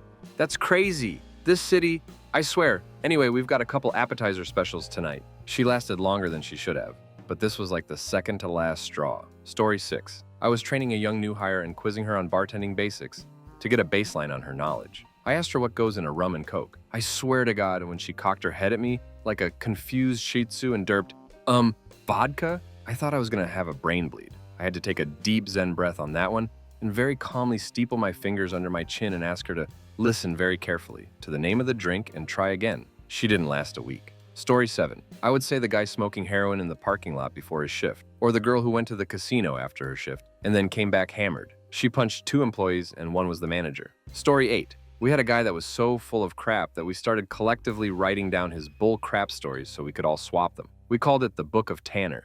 Tanner, I hope you're reading this, and I hope you know we all knew you were absolutely full of crap the whole time. A few of them I could recall off the dome. One, he quit a $500K shear job, selling something, because he didn't like his boss's tone one time. 2, one Valentine's Day, he took 3 different girls home with him I crap you not, sitting at the bar with a dozen roses and just looking sad. 3, he had lived in 36 states. This was actually funny. At some point, he claimed he'd lived in Chicago for a while, and a customer from Chicago grilled him about neighborhoods and whatnot, to which he replied, "Oh, I was only crashing on a buddy's couch for a few weeks." 4, one time he was in Las Vegas and won a $250K jackpot, but spent it all so fast that he never even got taxed for it. Drove a crafty old minivan, but had a BMW in the shop getting some custom work done. 6, and my personal favorite, he got shot once, and the bullet was moving so fast and was so hot that it cauterized the wound as it went through, and he never even had to see a doctor for it. He was telling this story in front of a customer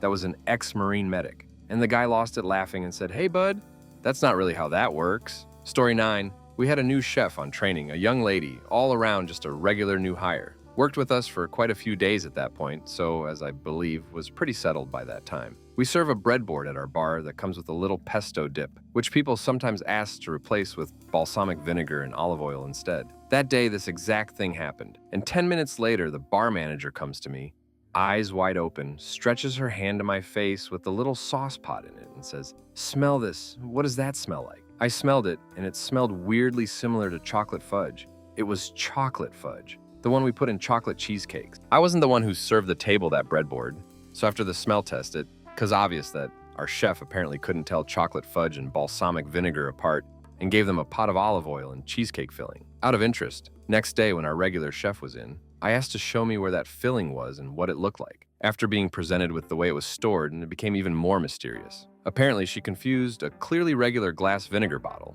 that is standing on a shelf at eye level and a metal tray with brown fudge that is in the fridge near pre-cut cheesecakes of the same color. From what I've heard, she later did the same mistake but the other way around, somehow ending up with vinegar in a cheesecake. Still don't know how that works. Story 10. I saw a girl once do the trick where you rub your nose, then touch the bubbles of your soda to make it go down faster. For someone else's drink, she got fired not long after because she pulled her pants down in the dining room to show a table, a tattoo El Mayo. Once saw a cook putting BBQ rub back into the box after using it again, and he also blew into a portioning bag once. I mean, I saw it once, but it was probably more than that. To make it easier to put green beans in also. Once when I was very new, a manager asked me to go clean off the windowsills. He meant the ones near the entryway and just give them a brush down. I was new to hosting, autistic and afraid of this man. He was ex-military. Once you got to know him, he was a great guy, but he was intimidating to ill 19-year-old me. So I tried to deep clean every bit of grout on the exterior of the building. On a building with an entire brick exterior. He caught me about 2 hours into this endeavor. I think it was during a Sunday morning shift. I'm shocked they didn't come find me sooner. And I have no idea who was seating or cleaning tables during this time. Story 11, lighthearted one, the portion cups of sauces. I worked somewhere that went through them like crazy. We'd usually spend 30 minutes a shift restocking. I noticed that we started going through them like crazy, as in having to stop midway through the dinner rush to make an entire new batch of ketchup, ranch, all that jazz. I thought we just had demanding customers, but it kept happening. We started overstocking just in case, and even then we were running out. Eventually, we realized a specific coworker was filling each portion cup with maybe 1/4 inch of sauce. She'd trained new hires to do the task before we knew it was her. Looked at me like I was crazy for pointing out that we should fill them more so that we aren't dedicating insane amounts of time to it throughout each shift. She's really sweet and was great at everything else, but 1/4 inch of ketchup. Story 12.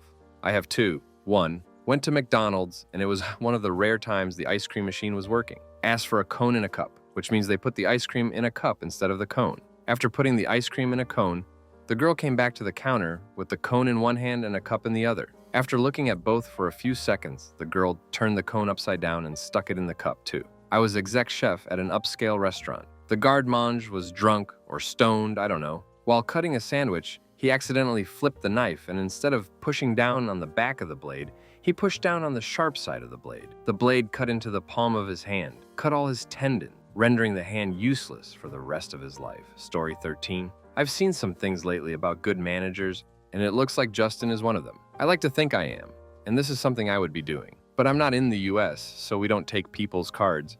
There are times when I won't take a card and the person is offended, but I can understand that with my uncomfortable stance when I was stateside and had to hand a card over. Can anyone tell me why this is a thing? When card machines with chip and pin are commonly available, why would anyone be okay with handing over a card?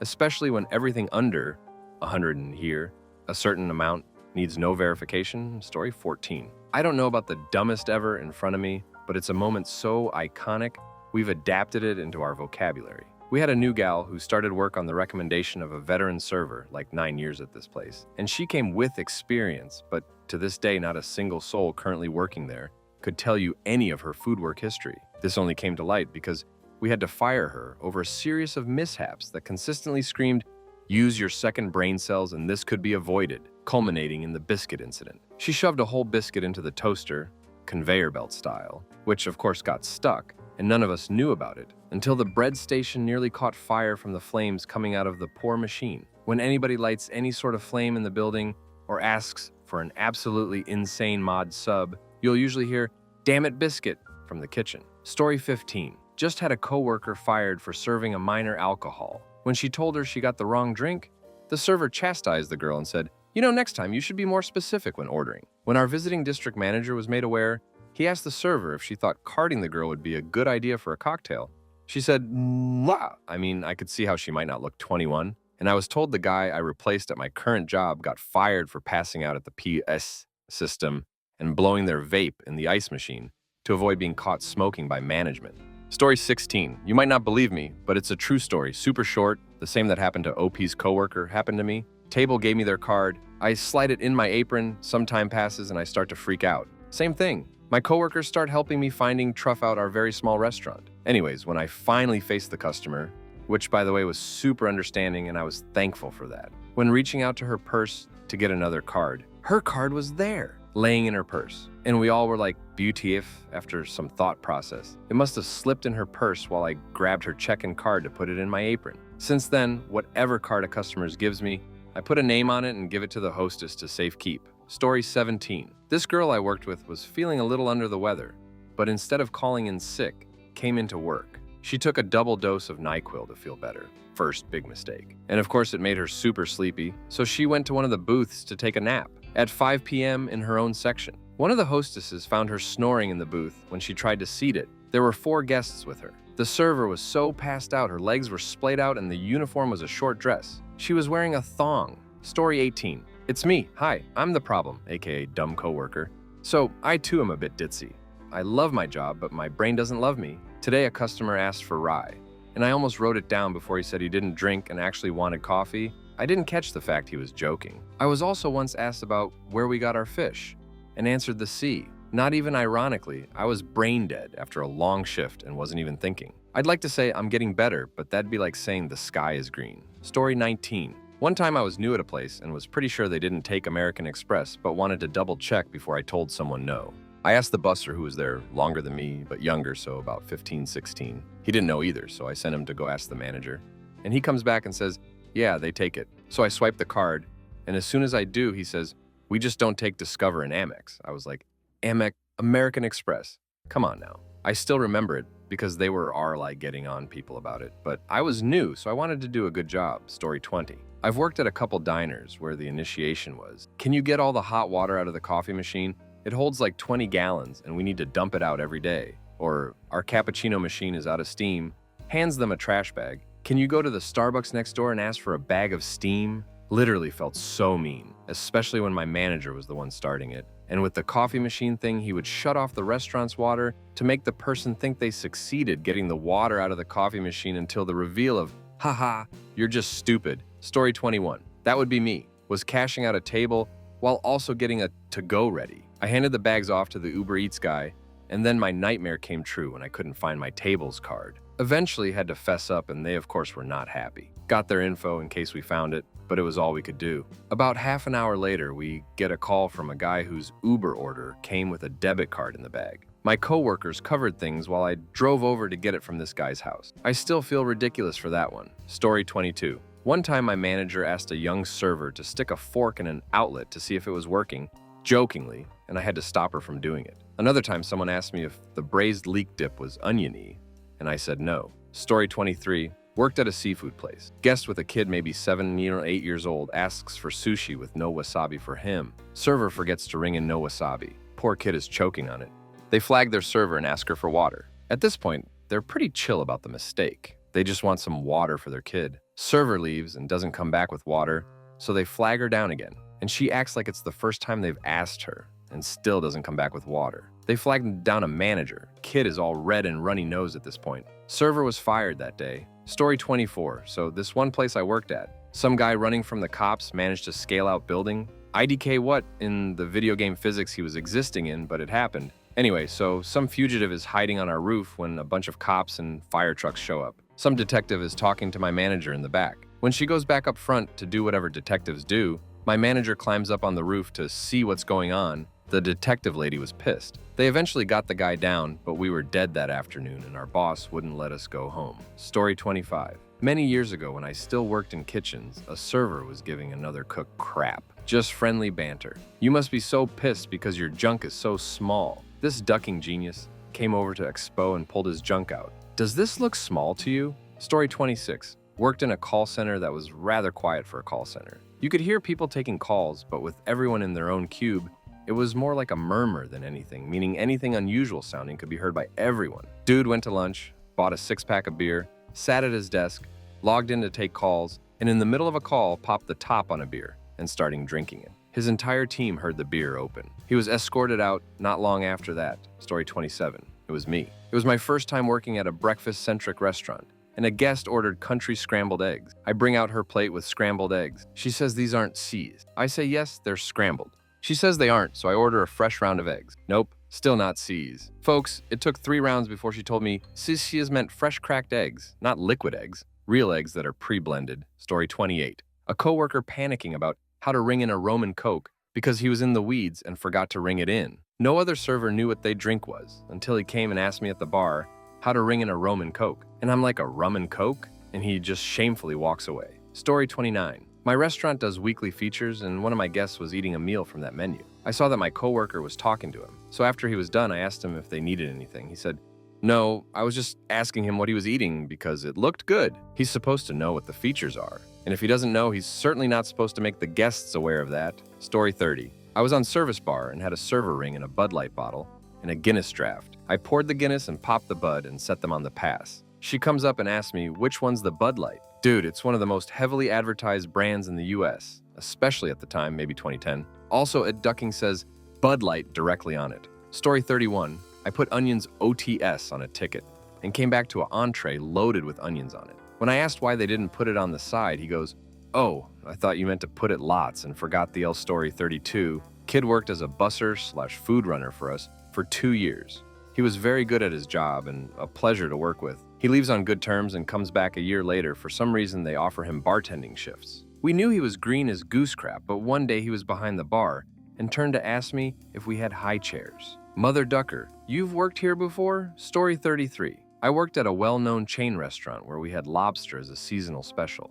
A combo of prime FOH and BOH idiots decided to not only race the lobsters in a back hall, but turned it into a gambling ring. I think about a half dozen or so lost their jobs over it. At one point, they had friends coming in through the back doors for the races to increase the size of the pot. Story 34. One of our bartenders would tell new servers, "The straw's upside down." No, they didn't bend, just a straight straw. One waitress fell for it every time, never even questioned it. She would just look a little sad and turn it over. One day I see her examining them, so I ask what's up. She replies that she's making sure they're all right side up before it gets busy. She was a sweetheart, but bless her heart. Story 35. She slept with the boyfriend of the boss's daughter. The boyfriend and the daughter also worked there. I don't know if that's just run-of-the-mill restaurant drama, but she got run out of town and can't work in our city anymore.